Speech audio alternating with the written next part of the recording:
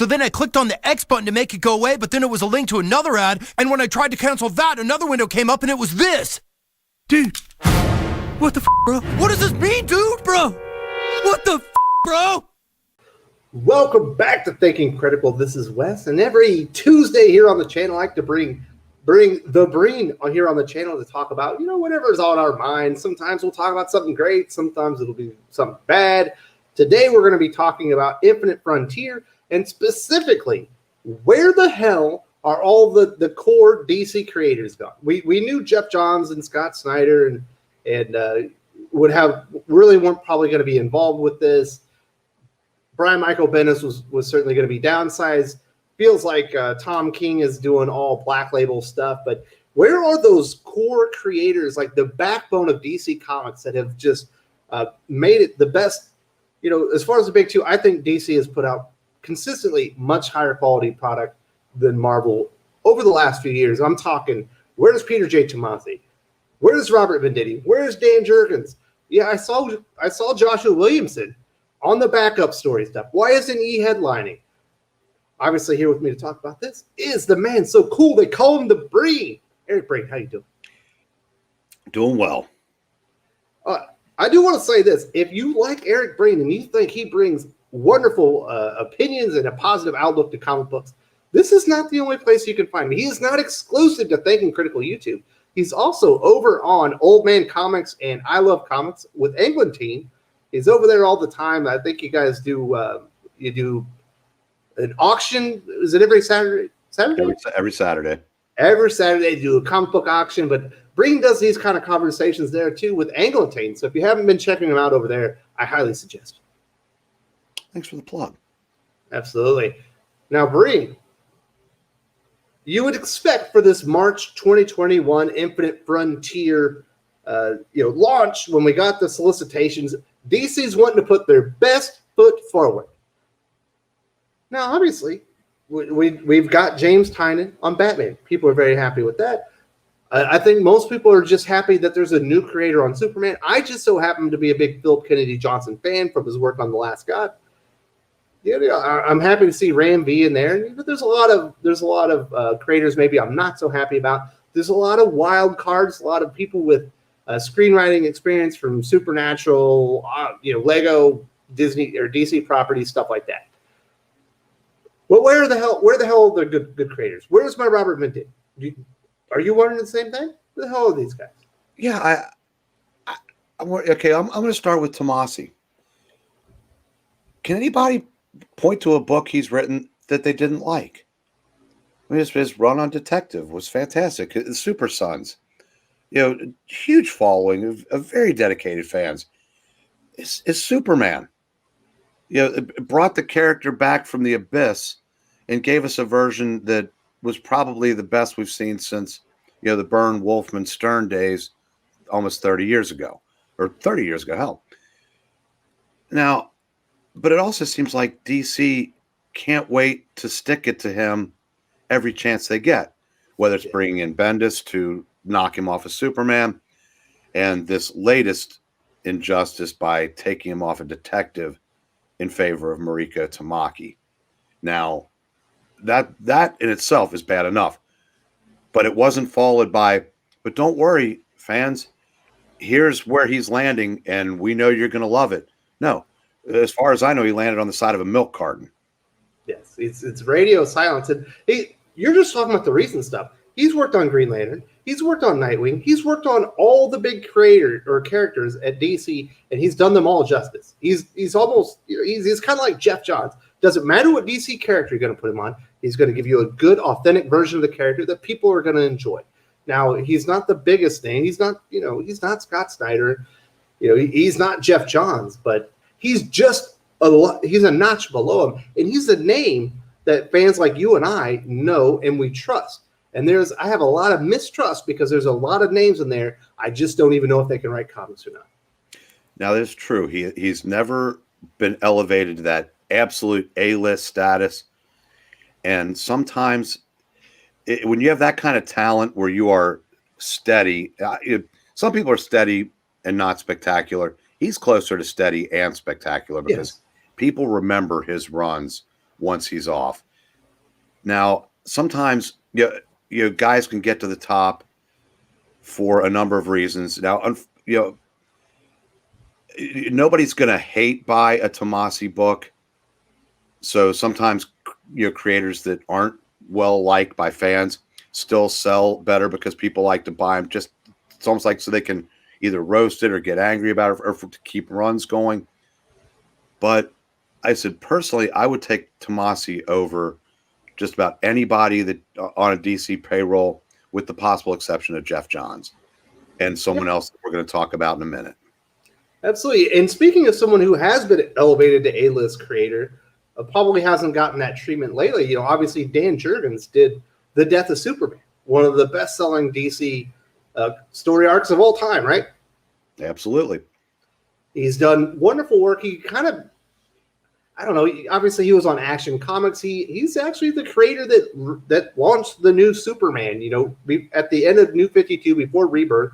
He's the one that introduced the new Superman and the idea that John Kent was there, and he did that all very ably. He kind of came in and he fixed the ending of Green Lanterns, which had gone to absolute dog crap.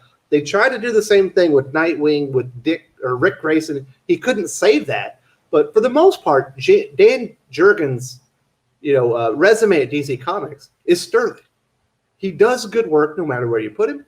He's very adaptable to any character. He can put out good classic stories. There's no reason that Dan Jurgens can't lead something in the future state. Obviously, I think he was writing on that Generation Shattered, Generation Forge, which I'm very excited about. But where's my Dan Jurgens time? We don't know yet. And to your point, Jurgens is a guy who's been around. He's about my age, so he's been around for decades. And another thing, show me a Dan Jurgens book or run that wasn't well received by comic fans. But again, he's never been that guy that you could say, put his name on something and know it's going to sell through the roof. Because some guys are just better suited to write really good comic book stories that true comic book fans can get behind, but never quite get that whatever it is that puts something over the top that gets complete mass appeal. Like Scott Snyder's been able to pull that off. Personally, I think Tomasi and Jurgens as writers are every bit as good as Snyder. In fact, I like they're much better. I like them better. Yeah. But Snyder came up with something that clicked. That you can put his name on a book, and it's going to sell because of that name, which is something that a Jurgens or a Tomasi or a Venditti or an Abnett, unfortunately, have never gotten that. Yeah, it's just like sometimes, hey, I like to go out to a nice restaurant and have a good steak. Sometimes I like comfort food. And that's what Peter Tomasi, Dan Jurgens, Robert Venditti, who we're going to talk about here in a second, that's comfort food. I know what I'm getting when I go to it. It's going to be very good. And I'm going to keep coming back for more because it's delicious. And it just pisses me off to no end that they're bringing in all these green, untested writers, people we're not familiar with. We don't even know if they're fans of the character. Although I know Jeffrey Thorne is a fan of Green Lantern. Obviously, he was just on Purge's channel. And I think he's done a good job selling himself to the readers. Even if you saw all the tweets about him not like Alan Jordan, he was able to go in there and talk about it. Nobody else is trying to sell themselves. Like, who am I supposed to trust here?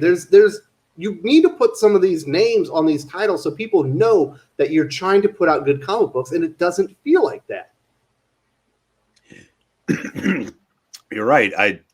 Getting back to a couple of these guys, the people that are the screenwriters that they're hiring, they're going after, and it seems to be they're going after an entire new audience that both companies have been trying to do for years, but it's like DC's taking a different tack this time. But the guys that we've been talking about, the Tomasis, the Jurgens, the Vendittis, they're the ones that keep fans engaged long term.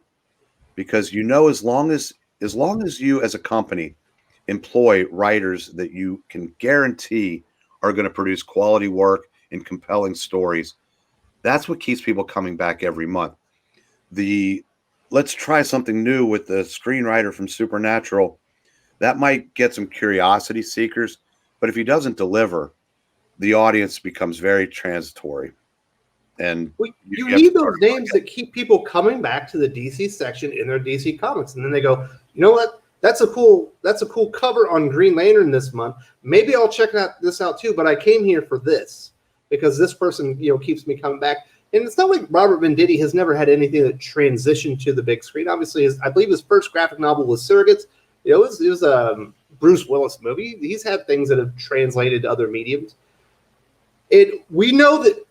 I'm almost certain that we will see Robert Venditti eventually as the new writer of JSA. He said, I'm leaving Justice League because I was given the opportunity of a lifetime.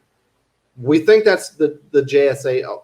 He could just have been talking about something that wasn't DC and he's moved on. But I don't think that's the case. I believe he's going to be writing that. But why wouldn't you put the Robert Venditti JSA title or even mention it when you're putting all this information out there to get something that longtime DC readers could get excited for? It just makes no sense. I'm wondering if it isn't because they're waiting to see what some of these flavors of the month that they've hired, or the Bendises that, for whatever reason, he's still there and he still seems to have considerable clout. I wonder if they're just waiting to make sure that none of those guys are going to come to him and say, well, we really don't want you to do this book, or we want to use a couple of the characters in something else. So we'd rather you not do a JSA book. I could be completely out of left field with that, but why haven't we seen an announcement of that? It's been teased going back to Doomsday Clock. It was teased in a Justice League arc. It was teased in Hawkman. We still don't know. Yeah, it's just, I don't know. I'm sure the viewers can see that I'm a little bit frustrated. I imagine you're frustrated as well. It's like, and you mentioned another name earlier. It feels like Dan Abnett, somebody that should be at the core of your product. The guy, no matter what you put him on, he's going to give you a good quality version of that character, and he's going to give you a nice sweeping story. And if it's Dan Abnett, he's also whatever the female character that's next to the hero, if the female isn't the hero, is going to get elevated. That's kind of one of his writing tropes. And he does it very well. But it feels like DC already let him go. Like, when's the last time we had Dan Abnett on a DC book? I'm thinking it was when he was unceremoniously kicked off of Aquaman. For Kelly Sue DeConnick. Miss, don't buy my comic books. Yeah, that again, though, it probably, at least initially, sold comparable because that's a name people recognize, and people Kelly will. Sue? Absolutely not. It dropped 15,000 the moment she jumped on the series. Yes, it did. Okay, so I didn't realize it had that many to drop. It went from like 40,000 to like 25. Okay, so she didn't even get an initial bump. No one was excited. No one's excited. No, Kelly Sue DeConnick was like cool like 9 years ago. No, but like I said, people sometimes will buy books just by a name just so they can get angry at it. And when you dare people not to buy your comic books just because they don't personally like you, a lot of people might just take you up on that one. I guarantee you she wishes she could take that one back. I'm not so sure. It's so arrogant that they're so convinced they're right, and the rest of us just need to figure that out.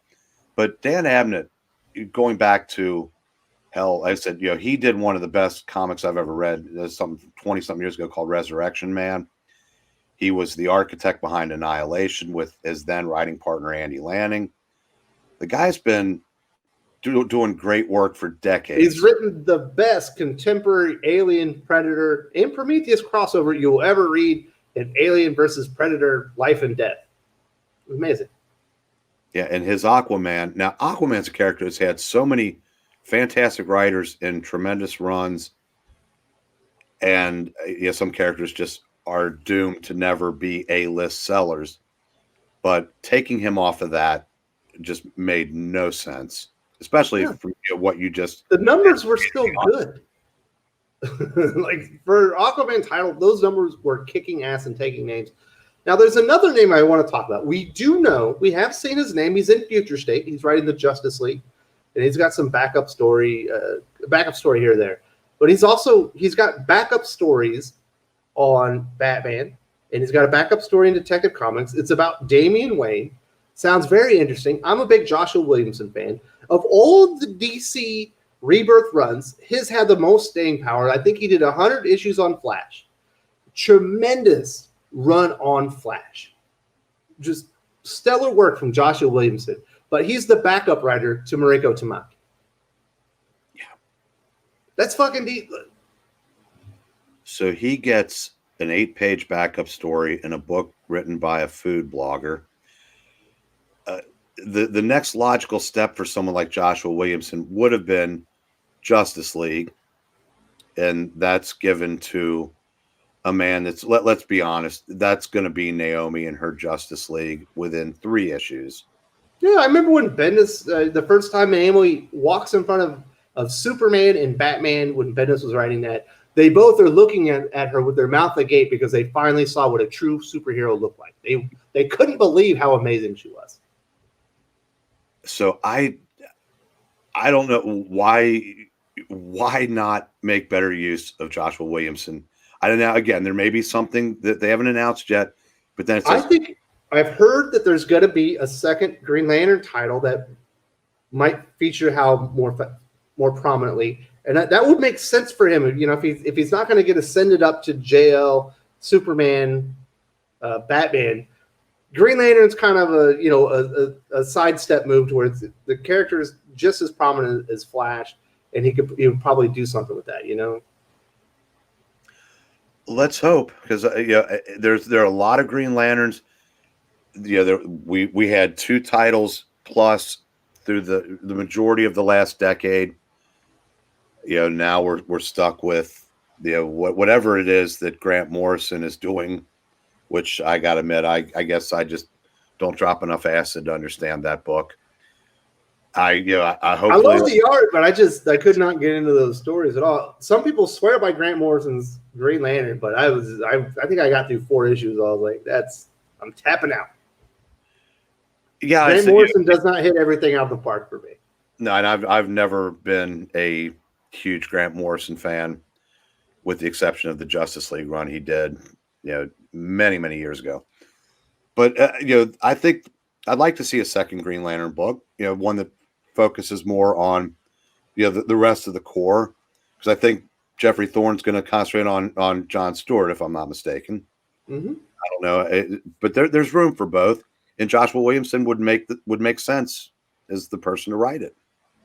But it's so weird. Joshua Williamson, he had that amazing Flash run. It ended on such a high note. He should be one of your premier writers. That should have been one of your first announcements. Look at what DC's bringing in March 2021. Yes, we're changing things up, but we're bringing Joshua Williamson. We're putting him on a premier title. This is a character this is a title that you can put it on your pull list because you know it's going to be good. There's really none of that. If you don't, unless you really like James Tynion's Batman,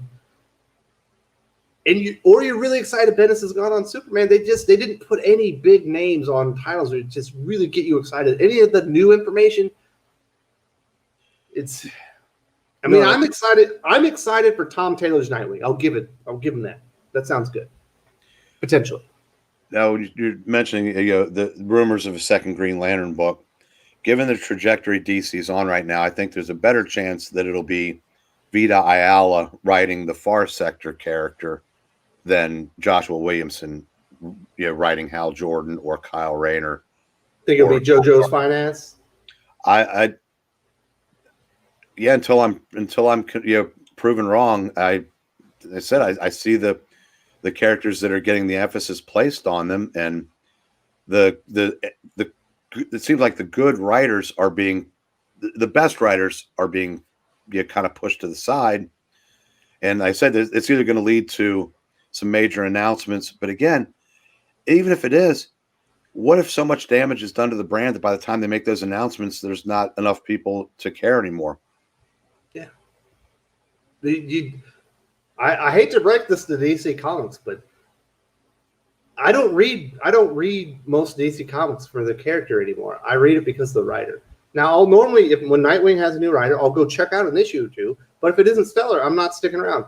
But anything you put Venditti on, anything you put Tomasi on, anything you put Jurgens on, anything you put Williamson on, anything you put Dan Abnett on, I'm going to at least go check it out and make, and assume that it's going to be good.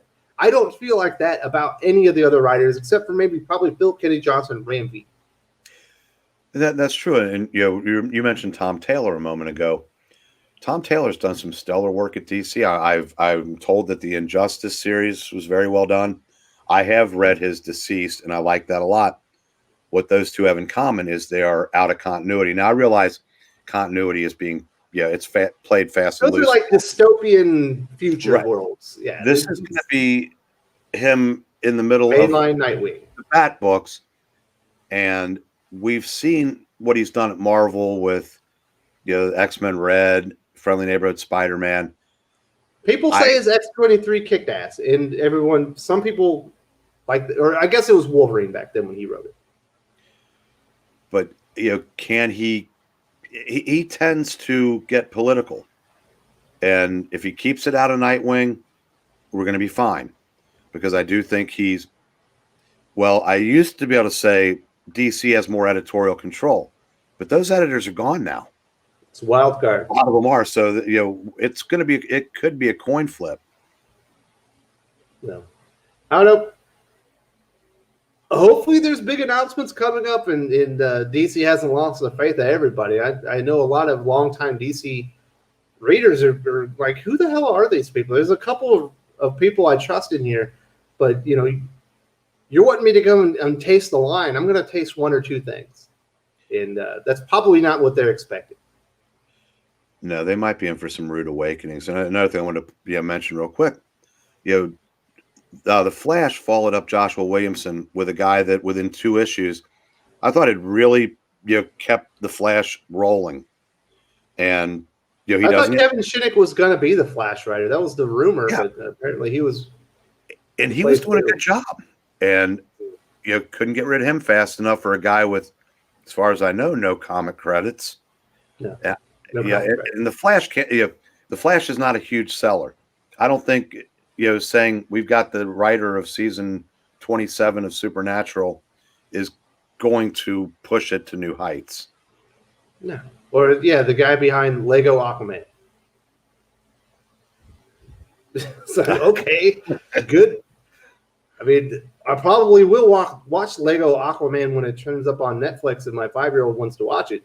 But it's not that doesn't exactly instill confidence in me. And I think that's probably the biggest takeaway from all this, Breen, is I don't have a lot of confidence in DC right now. I have no confidence in the direction. I have no confidence as far as their talent evaluation. I have no confidence that they're going to be putting out good books. I have no confidence that I'm going to be excited about more than 2 or 3 of these comics moving forward. And that's too bad, because during Rebirth, it was more like a dozen or more. Well, let me try one thing that may make you feel a little better, and maybe make me feel a little better too. The glimmer of hope in all this is Generation Shattered and Generation Forged, the 2 main writers being Jurgens and Venditti. Mm-hmm. Maybe there's something that's going to unfold in that's going to lead to whatever their next big thing is. Because the 3rd writer, Andy Schmidt, has already been tapped for a Crime Syndicate 6-issue miniseries. This seems to be striking the right chord with comic book fans. Now, hopefully, this will lead to something for the 2 of them as well, because there are some things, that there are some silver linings in these dark clouds of future state, and hopefully that's why we haven't heard about these guys yet. Maybe they want to get this series out there, gauge fan reaction, and maybe this leads to something that we can get excited about. Yeah. All I know is at this point in time, Infinite Frontier looks like infinite disappointment to me, and it's up to DC to change my mind and change your mind. It's not up to us to do it for them. It's their job, and they have done a piss poor job so far. I have to agree with that.